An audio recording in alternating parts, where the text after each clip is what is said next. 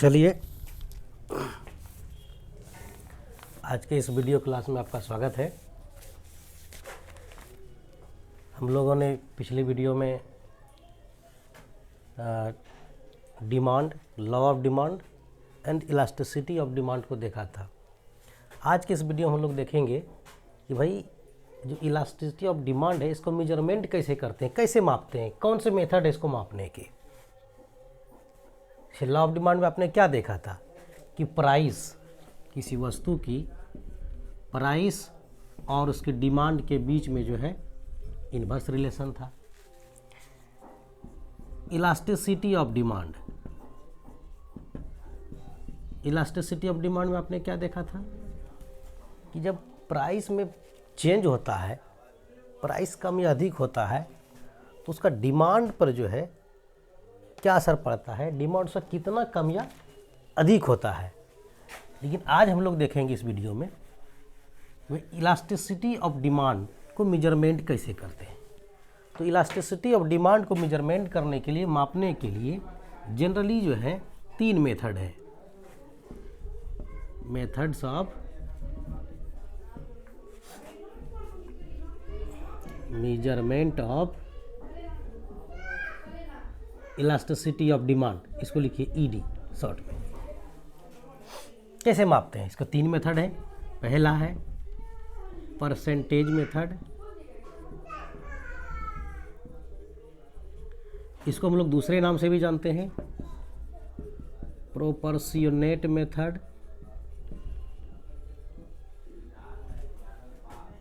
दूसरा है जिसको ज्योमेट्रिक मेथड हम लोग कहते हैं, ज्योमेट्रिक मेथड। इसका भी दूसरा नाम है पॉइंट मेथड, पॉइंट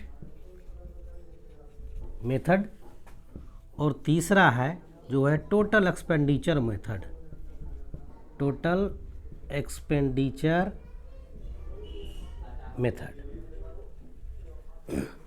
3 तरीके हैं जनरली जो है इलास्टिसिटी ऑफ डिमांड को मापने के 3 ही तरीके हैं। परसेंटेज मेथड, जिसको हम लोग कहते हैं प्रतिशत विधि। दूसरा है ज्योमेट्रिक मेथड, ज्यामिति विधि या बिंदु प्रणाली। और तीसरा है टोटल एक्सपेंडिचर मेथड, कुल व्यय प्रणाली।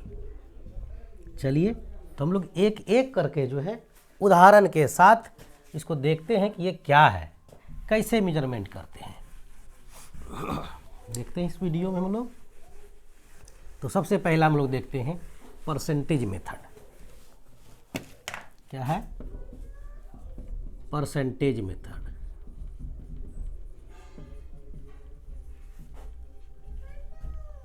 कहेंगे इसको प्रतिशत प्रणाली। कैसे मापेंगे इसमें? इसका जो फॉर्मूला है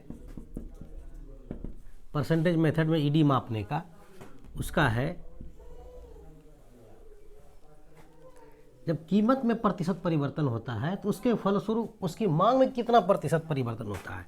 इसको लिख सकते हैं percentage change in price, percentage change in quantity demanded, quantity demanded. अब देखिए, अब ये तो आ गया आपका, लेकिन अब कैसे मानेंगे परसेंटेज चेंज, कैसे निकालते हैं प्राइस में?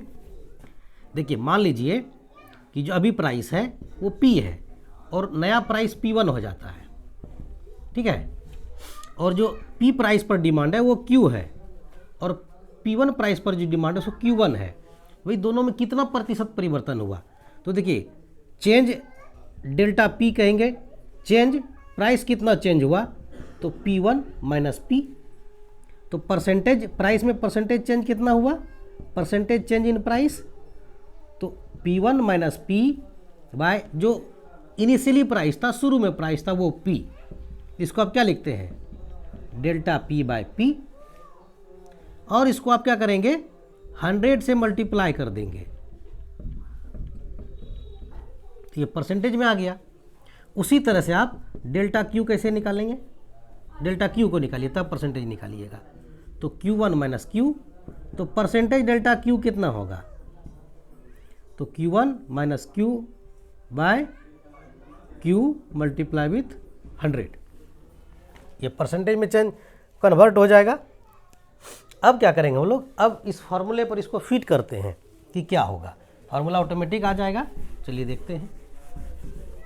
तो इलास्टिसिटी ऑफ डिमांड यहाँ कितना होगा? ईडी, देखिए percentage change in quantity demanded कितना था? तो delta Q by Q multiply with 100, और परसेंटेज चेंज इन प्राइस कितना था पीछे? Delta P by P multiply with 100, यही था। 100 को आप कैंसिल कर दीजिए, तो डेल्टा क्यू बाय क्यू, इसको डिवाइड करेंगे किससे? डेल्टा पी बाय पी से। चलिए और आगे आते हैं, देखते हैं क्या होता है। इसको हम लोग इस तरह लिख सकते हैं, delta Q by Q multiply with P by delta P, एक साथ लाते हैं दोनों को, तो delta Q by delta P multiply with P by ये क्यू। तो परसेंटेज मेथड में क्या फार्मूला आ गया? ये फार्मूला आ गया आपका। अब जो है हम लोग दूसरा देखेंगे, इसमें एग्जाम्पल से हम लोग समझ लेते हैं कि भाई ये कैसे निकलेगा, इसमें कैसे मानेंगे। देखिए अगर आप ईडी निकालें इस फार्मूले से, और ईडी जो है ये 1 से कम हो गया, तो इसको क्या कहेंगे? इन रिलेटिवली या रिलेटिव इन इलास्टिक डिमांड, यही होगा। अगर ईडी 1 के बराबर हुआ तो क्या कहेंगे? Unit elastic demand.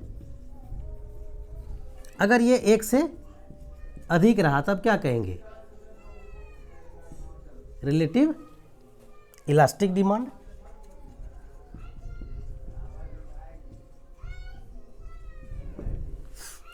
अब दूसरा और है, हो सकता है कि भाई ईडी 0 भी हो जाए, तब क्या कहेंगे? तब क्या होगा? मान लीजिए ईडी 0 आ गया आपका, तब क्या कहेंगे? एकदम पूरा परफेक्टली इनइलास्टिक हो जाएगा, परफेक्टली इन इलास्टिक डिमांड। उसी तरह से मान लीजिए कि अगर ईडी आपका आ जाए इन्फिनिटिव, ईडी आ गया इन्फिनिटिव, तो क्या कहेंगे? Perfectly elastic demand.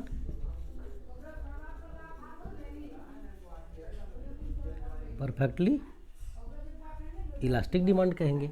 चलिए इस पर एग्जांपल हम लोग देखते हैं, तब जो है इसको हम लोग बनाएंगे। और आसानी समझने के लिए एग्जांपल देखेंगे। एग्जांपल में जो है बहुत ही आसानी से स्पष्ट हो जाएगा ये क्या है। आपको ज़्यादा मेहनत करने की भी ज़रूरत नहीं होगी, आप समझ जाएंगे। चलिए एग्जांपल लेते हैं। मान लीजिए फर्स्ट एग्जांपल में कि प्राइस में जो है 10% का चेंज होता है।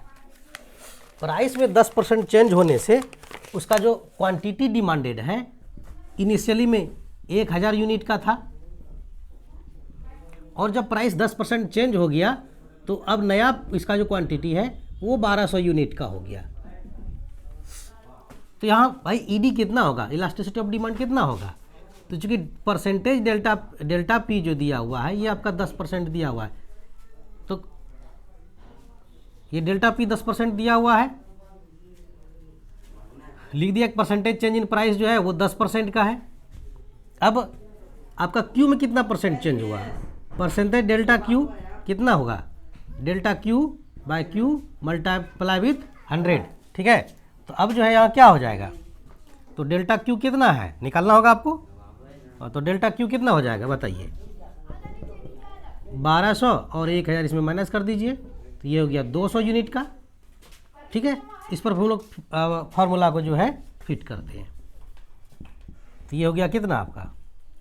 200 और बटे 1000 गुना 100, तो ये क्रॉस कर सकते हैं, ये भी क्रॉस हो जाएगा। ये कितना हुआ? 20%। अब बताइए यहाँ पर आपको ईडी निकालना आसान हो गया। ईडी कितना हो जाएगा? ये क्या था? Percentage delta P sorry Q divided by percentage delta Q, तो ये कितना? ओह सॉरी ये पी होगा, तो ये कितना हो जाएगा? पी में प्राइस में कितना परसेंट चेंज हुआ है, 10%, और इसमें डिमांड में 20%, तो ये कितना हो गया, 2 हो गया। ईडी 2 आने का मतलब क्या है, ये 1 से ज़्यादा है, तो इसको क्या कहेंगे हम लोग, रिलेटिव इलास्टिक डिमांड, यही कहेंगे, मतलब सापेक्ष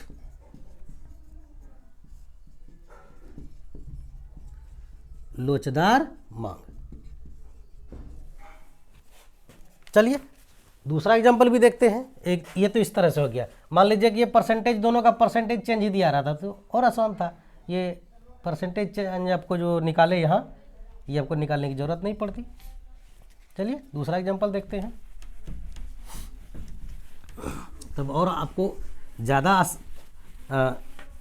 आसान होगा समझने में। भाई दूसरा फॉर्मूला आ गया तो कैसे बनाएंगे, कैसे निकालेंगे इसको। मान लीजिए सेकेंड एग्जाम्पल सेकेंड,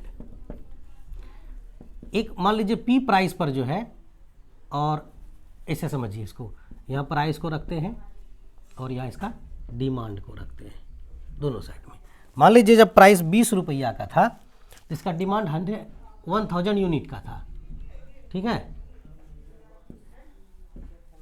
और जब प्राइस कम होकर 10 रुपया हो गया तो इसका डिमांड जो है ये हो गया 1500 यूनिट का।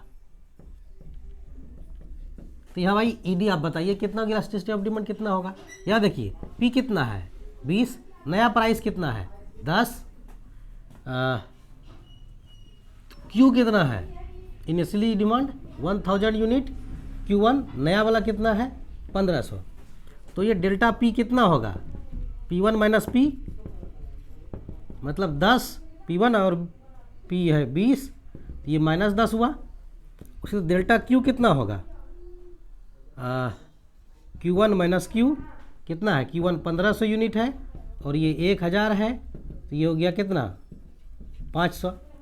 आप परसेंटेज में निकालें तो ठीक है, नहीं तो दूसरा ईडी आप आसानी से आप निकाल सकते हैं। क्या होगा याद है, delta Q by delta P into P by Q, यही फॉर्मूला था, इसी में आप निकाल सकते हैं। आगे बढ़िए, डेल्टा Q 500 है, डेल्टा P कितना है -10 का है, और P कितना था इनिशियली प्राइस 20 का, और Q कितना था 1000 का। अब देखिए इस 2 टाइम्स में ये कैंसिल हो गया, कितना हो गया ये 10 टाइम, यहाँ से भी इसको कैंसिल करिए 10, तो 10 बाय -10, ये -1 हुआ। देखिए ये ईडी जो आएगा ना वो हमेशा आपका माइनस में ही आएगा, क्योंकि एक तो कम होगा, दूसरा बढ़ेगा।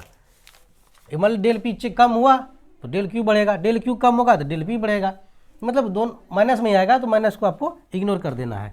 ईडी कितना हुआ 1, इसको हम लोग क्या कहेंगे, इलास्टिक यूनिट इलास्टिक डिमांड, समलोचदार मांग, ये हो गया। चलिए दूसरा देखते हैं हम लोग, दूसरा मेथड जो है वो है, उसको देखते हैं दूसरे मेथड को। इसको तो अब तक आप समझ गए होंगे। ये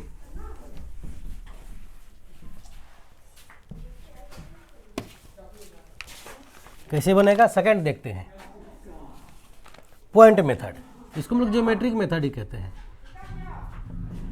ज्योमेट्रिक मेथड और पॉइंट मेथड, क्या कहेंगे, ज्योमेट्रिक मेथड और पॉइंट मेथड। इसमें क्या करते हैं, जो आपका जो टेबल हो जाता है डिमांड और प्राइस का, प्राइस दिया किस प्राइस पर आप कितना डिमांड कर रहे हैं, उससे हम लोग क्या करते हैं, एक डिमांड कर्व बना लेते हैं, ठीक है। और उस कर्व पर देखेंगे, जैसे मान लीजिए आप का जो भी डिमांड है, ये यहाँ प्राइस को रखते हैं और यहाँ जो डिमांड होता है उसको रखते हैं, क्वांटिटी डिमांड को। और मान लीजिए आपका ये डिमांड कर्व इस तरह से बनता है, तो इसमें कैसे मापेंगे, तब क्या करेंगे, इस डिमांड कर्व पर जो है एक टेंजेंट लाइन खींचेंगे, स्पर्श रेखा खींचेंगे वाई एक्सिस और एक्स एक्सिस पर, जो इसको टच करके निकलेगा। कहाँ खींच, मान लीजिए जहाँ आप जिस पॉइंट पर इलास्टिसिटी ऑफ डिमांड निकालना चाहते हैं, मान लीजिए इस पॉइंट पर आप इलास्टिसिटी ऑफ डिमांड निकालना चाहते हैं, तो क्या करेंगे, यहाँ से एक टेंजेंट लाइन खींचेंगे इस तरह से, जो इस पॉइंट को छू के निकले। ये हो गया। इसको कुछ नाम दे दीजिए, कुछ पॉइंट दे दीजिए, मान लीजिए आर पॉइंट दिए नाम, ठीक है। तो यहाँ पर हम लोग इलास्टिसिटी डिमांड कैसे निकालेंगे? देखिए क्या होगा, इसका प्राइस फार्मूला होगा ईडी का, वो होगा formula lower segment bye upper segment, मतलब ऊपरी भाग, लोअर सेगमेंट निचला भाग और अपर सेगमेंट ऊपरी भाग। इसका भी कुछ नाम दे दीजिए, मान लीजिए ए और बी कर दिए। अब देखिए हो गया। अब आर पॉइंट पर ईडी कितना होगा?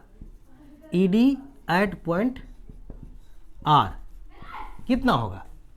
तो फार्मूला क्या है आपका? Lower segment bye upper segment. Lower segment इस पॉइंट पर कितना है? ये है आर बी, और अपर सेगमेंट कितना है? ये आर ए। ठीक है, देखने से आपको क्या लगता है कि बीच में है, कहाँ है? इसका मेजरमेंट करना पड़ेगा। अगर ये दोनों बराबर है, ये और ये यहाँ, अगर आर ए भाग और ये दोनों बराबर है तो इलास्टिसिटी ऑफ डिमांड 1 होगा। अगर लोअर सेगमेंट बड़ा हो तब इलास्टिसिटी डिमांड ग्रेटर देन 1 होगा। अगर लोअर सेगमेंट अपर सेगमेंट से छोटा हो तब ईडी क्या होगा? लेस देन 1 होगा।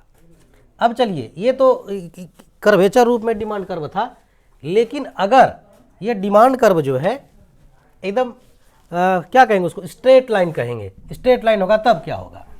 कर्वेचर था तो एक टेंजेंट लाइन खींचकर और उस पर हम लोग इस फार्मूले को फिट करके ईडी निकाल लिए। और मान लीजिए अब दूसरा, अगर एकदम सीधी मांग बकर हो, एकदम स्ट्रेट लाइन, इसको देखिए, यहाँ प्राइस को रखते हैं और यहाँ जो क्वांटिटी डिमांड होता है, क्वांटिटी डिमांडेड। अगर मान लीजिए इस तरह से एकदम आपका डिमांड कर्व जो है डी और डी इस तरह से हो, डी डी डिमांड कर्व, तब क्या? मान लीजिए इसको D1 कर देते हैं, तब किस पॉइंट पर कितना इलास्टिसिटी ऑफ डिमांड होगा? एक ये पॉइंट लेते हैं, ये पॉइंट लेते हैं, एक ये पॉइंट लेते हैं, एक ये पॉइंट लेते हैं और एक इस पॉइंट को लेते हैं। ये बीच में एकदम बीचों बीच है। इसको कुछ नाम दे दीजिए आप, जैसे आर दे दिए, इसको पी दे दिए, इसको क्यू दे दिए। देखिए तीनों पॉइंट पर कितना इलास्टिसिटी ऑफ डिमांड होगा अलग अलग। चलिए, ED at point P and point R, R पर क्या होगा? ईडी फार्मूला आपके पास है, लोअर सेगमेंट, यहाँ लोअर सेगमेंट कितना है? D1 से आर तक है, तो are D1 bye upper segment, ये क्या है? इतना, यहाँ से लेके यहाँ तक, ये आर डी। चूँकि आर डी और आर D1 देखिए ये आर एकदम मिडिल में है, ये दोनों बराबर होगा, इसलिए यहाँ ईडी जो होगा वो 1 होगा। Unit elastic demand, unit elastic demand, इसको आप समझ गए। चलिए दूसरा देखते हैं, इसमें दूसरा देखते हैं। ये मिडिल पॉइंट पर आपने देख लिया, ये मिडिल पॉइंट है, मिडिल पॉइंट पर इलास्टिसिटी ऑफ डिमांड 1 हुआ। चलिए अब देखते हैं हम लोग पी पॉइंट पर, ED at P, P point पर ईडी कितना होगा? लोअर सेगमेंट पी पॉइंट पर कितना है? यहां से यहां तक, पी से D1 तक, इसको लिखेंगे पी D1। और अपर सेगमेंट कितना है? ये देखिए डी से पी तक, उसको लिखेंगे हम लोग DP। यहाँ देखिए क्या है? PD1 जो है ये DP से बड़ा है, PD1 जो है ये DP से बड़ा है, मतलब लोअर सेगमेंट बड़ा है अपर सेगमेंट से, इसलिए यहाँ ईडी कितना होगा? ग्रेटर देन 1 होगा। इसको कहेंगे लोग क्या कहेंगे? Relative elastic demand. चलिए तीसरा देखते हैं।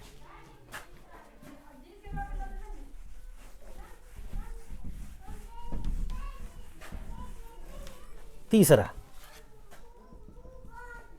यहां देखते हैं डी पॉइंट पर, ED at point D, D पर कितना होगा? ईडी लोअर सेगमेंट डी पर कितना है? यहाँ D1 से D1 तक डी से D1 तक तो लोअर सेगमेंट है, डी से D1। अपर सेगमेंट क्या है यहाँ, कुछ नहीं है, मान लीजिए 0 है, तो ईडी कितना होगा, तो किसी भी डिजिट में अगर आप 0 से डिवाइड करेंगे तो क्या होगा, इन्फिनिटिव होगा। इसको क्या कहेंगे, परफेक्टली इलास्टिक डिमांड। चलिए अब देखते हैं जो चौथा होगा वो हम लोग क्यू पॉइंट पर देखेंगे। क्यू पॉइंट पर कितना होगा, लोअर सेगमेंट से मिडिल पॉइंट से जो है नीचे कितना होगा। चलिए 4 नंबर, ईडी एट पॉइंट कहाँ, क्यू, ये मिडिल पॉइंट से नीचे हो गया, तो यहाँ ईडी कितना होगा, फार्मूला आपके पास है, लोअर सेगमेंट कितना, क्यू से D1 तक, इसको लिखेंगे हम लोग क्यू D1, और अपर सेगमेंट इधर ऊपर क्यू से D तक, इसको लिखेंगे हम लोग क्यू डी। यहाँ पर आप देखिए क्या है कि लोअर सेगमेंट जो है वो छोटा है, क्यू D1 छोटा है किससे, अपर सेगमेंट से, क्यू से D तक, क्यू से D तक। तो ईडी यहाँ कितना होगा, क्योंकि अपर सेगमेंट जो है बड़ा है लोअर सेगमेंट से, तो यहाँ क्या होगा, ऊपर वाला देखिए नीचे वाले से छोटा हो गया, तो ईडी क्या होगा, 1 से कम होगा। इसको हम लोग कहेंगे रिलेटिव इन इलास्टिक डिमांड। ठीक है, चलिए अब 5 नंबर को देखते हैं। किस पॉइंट पर, D1 पॉइंट पर हम लोग देखेंगे। 5 number, ED at point D1, ये यहाँ इस पॉइंट पर देखेंगे ईडी कितना होगा, D1 पॉइंट पर। यहाँ ईडी कितना होगा, लोअर सेगमेंट यहाँ D1 पर कितना है, लोअर सेगमेंट तो एकदम सबसे लोअर में एकदम 0, इसको 0 लिख सकते हैं। और अब यहाँ से D1 से D तक तो पूरा अपर सेगमेंट है। यहाँ क्या है, जब 0 में किसी डिजिट से डिवाइड करेंगे तो 0 आएगा, इसको हम लोग क्या कहेंगे, perfectly in elastic demand, perfectly in elastic demand, यही कहेंगे। चलिए अब तक जो है आपने ज्योमेट्रिक मेथड में पढ़ लिया होगा। यहाँ पर क्या होगा कि अब देखिए ये डी पॉइंट पर जो ईडी है वो इन्फिनिटिव है, पी पॉइंट पर ईडी कितना है, ग्रेटर देन 1 है, आर पॉइंट पर ईडी कितना है, इक्वल टू 1 है, और क्यू पॉइंट पर ईडी क्या है, लेस देन 1 है, और D1 पॉइंट पर ईडी कितना है, 0 है।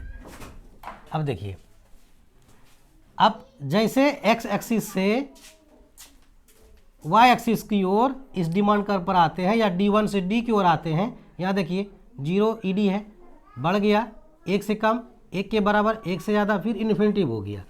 तो इस तरह से जो है ज्योमेट्रिक मेथड में हम लोग इलास्टिसिटी ऑफ डिमांड का मेजरमेंट करते हैं। चलिए तीसरा जो होता है वो टोटल एक्सपेंडिचर मेथड है। तीसरा जो है वो आएगा आपका टोटल एक्सपेंडिचर मेथड। इसमें क्या करेंगे हम लोग टोटल एक्सपेंडिचर मेथड में, चलिए देखते हैं। तीसरा,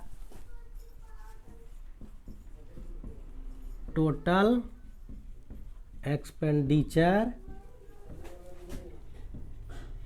मेथड।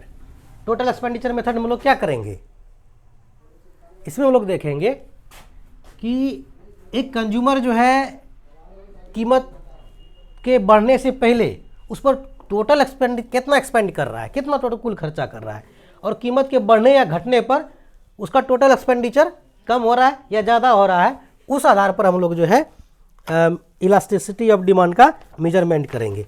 देखिए अगर शब्दों में बोलेंगे तो आप शायद उलझ जाएंगे, सीधा हम लोग इसको एग्जाम्पल से और टेबल से देखते हैं ताकि वो ज़्यादा स्पष्ट हो और उसका डिफिनेशन आप खुद ही निकाल सकें। चलिए इसके लिए हम टेबल बनाते हैं। चलिए यहाँ प्राइस को लेते हैं, ठीक है, यहाँ जो वह क्वांटिटी डिमांड कर रहा है तो यहाँ क्वांटिटी लेते हैं, और इस पर टोटल एक्सपेंडिचर को लेते हैं तीसरा कॉलम में, टोटल एक्सपेंडिचर। इसी में आप जो है आसानी से समझेंगे कि ये क्या होगा।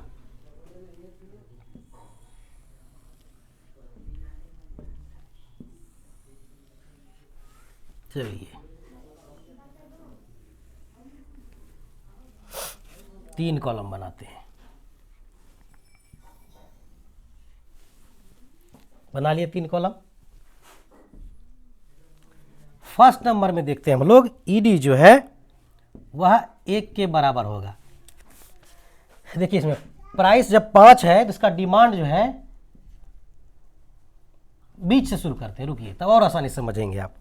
जब 4 रुपया पर यूनिट प्राइस है तब जो है 125 का डिमांड होता है। टोटल खर्चा इस पर कितना हुआ, 500 रुपये का। इसको लिखिए आरएस में है, डिमांड आरएस में है, टोटल क्वांटिटी, ये जो क्वांटिटी डिमांड कर रहा है वो यूनिट में है। और कीमत बढ़ जाता है, 10 रुपया हो जाता है, तब वह 50 यूनिट का डिमांड करता है, तो भी टोटल एक्सपेंडिचर 500 है। और कीमत और कम हो जाता है, 4 था 10 हो गया तो 500। अब देखिए मान लीजिए कीमत घट के 2 रुपया हो गया और इसका डिमांड बढ़ के 250 हो गया, तो भी टोटल एक्सपेंडिचर 500 ही है। देखिए क्या हो रहा है, कीमत के कम होने से या कीमत के अधिक होने से टोटल एक्सपेंडिचर कितना है, 500 ही है, जो कांस्टेंट एकदम, ये बदल नहीं रहा है। मतलब क्या, कीमत के कम होने से या कीमत के अधिक होने से उस पर किया जाने वाला कुल व्यय, टोटल एक्सपेंडिचर अगर सेम हो, समान हो, तो यहाँ ईडी क्या होगा, इलास्टिसिटी ऑफ डिमांड 1 के बराबर होगा। चलिए इसको तो आप समझ गए, ईडी इक्वल टू 1 को। दूसरा समझते हैं, ED greater than 1, greater than 1 को। इसका एग्जांपल, इसको हम लोग एग्जांपल सही देखते हैं। इसमें देखिए क्या है, इसको हम लोग बदलेंगे, कॉलम वही रखते हैं, कॉलम को वही कॉलम रखते हैं। मान लीजिए 5 रुपया प्राइस था पर यूनिट, तो 100 यूनिट का डिमांड होता था, तो टोटल एक्सपेंडिचर 500 का था। अब कम हो गया, प्राइस 4 रुपया हो गया, तो 200 यूनिट का डिमांड हो रहा है और टोटल एक्सपेंडिचर 800 हो गया। अब 4 से बढ़ के मान लीजिए 10 रुपया हो गया इसका पर यूनिट प्राइस, और वह 30 यूनिट का डिमांड करता है, तो टोटल एक्सपेंडिचर 300 है। तो अब क्या देख रहे हैं, देखिए कीमत के घटने से इस पर टोटल एक्सपेंडिचर क्या हो गया, पहले से बढ़ गया। जब कीमत कम हो गया तो इस पर टोटल एक्सपेंडिचर देखिए बढ़ गया। अब फिर यहाँ देखिए 4 से जब कीमत बढ़ के 10 हो गया तो इस पर टोटल एक्सपेंडिचर क्या हो गया, 800 से घट के 300 हो गया। मतलब क्या, कीमत के कम होने से उस पर किया जाने वाला कुल व्यय बढ़ जाए, जो 500 से बढ़ के 800 हो गया, और कीमत के बढ़ने से उस पर किया जाने वाला टोटल एक्सपेंडिचर कम हो जाए, जो देखिए कीमत 4 से बढ़ के 10 हो गया, तो उस पर किया जाने वाला टोटल एक्सपेंडिचर 800 से कम होकर 300 हो गया। तो इस तरह का कंडीशन जब हो कि कीमत के कम होने से टोटल एक्सपेंडिचर बढ़ जाए और कीमत के बढ़ने से उस पर किया जाने वाला टोटल एक्सपेंडिचर कम हो जाए, तो इलास्टिसिटी ऑफ डिमांड क्या होगा, 1 से ज़्यादा होगा। तो इसको आप लोग समझ गए होंगे। अब तीसरा देखते हैं हम लोग, ईडी इकाई से कम होगा, 1 से कम होगा। इसको हम लोग कैसे देखेंगे कि ईडी 1 से कम होगा, चलिए इसको भी देखते हैं। कॉलम बदलते हैं हम लोग, फिर से टेबल वही रखते हैं, सिर्फ इसका जो इनपुट है उसको चेंज करते हैं ताकि आप आसानी से समझें। चलिए देखते हैं एग्जांपल में ही।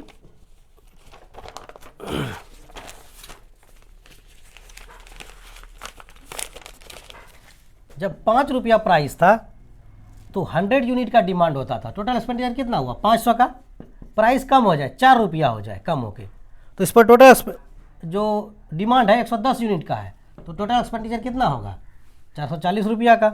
और मान लीजिए बढ़ गया, 4 से बढ़ के 10 हो गया, प्राइस इंक्रीज कर गया, तब टोटल एक्सपेंडिचर इस पर जो टोटल जो डिमांड है वो 70 यूनिट का होता है, तो कितना हो गया, ये 700 टोटल एक्सपेंडिचर। तो अब क्या देख रहे हैं कि कीमत कम होने से टोटल एक्सपेंडिचर कम हो गया। मतलब जब प्राइस 5 रुपया था तो टोटल एक्सपेंडिचर कितना था, 500। अब प्राइस 5 से कम होकर 4 रुपया हो गया, तो इस पर टोटल एक्सपेंडिचर देखिए पहले से कम होकर 440 हो गया। अब कीमत 4 रुपया से बढ़ के 10 रुपया हो जाए, तो इस पर जो टोटल एक्सपेंडिचर है वो देखिए बढ़ गया। कीमत के कम होने से टोटल एक्सपेंडिचर कम हो जाए, कीमत के बढ़ने से उस पर टोटल एक्सपेंडिचर बढ़ जाए, तो ईडी जो है 1 से कम होता है। तो अब तक तो आप समझ गए होंगे कि भाई इलास्टिसिटी ऑफ डिमांड को मेजरमेंट कैसे करेंगे।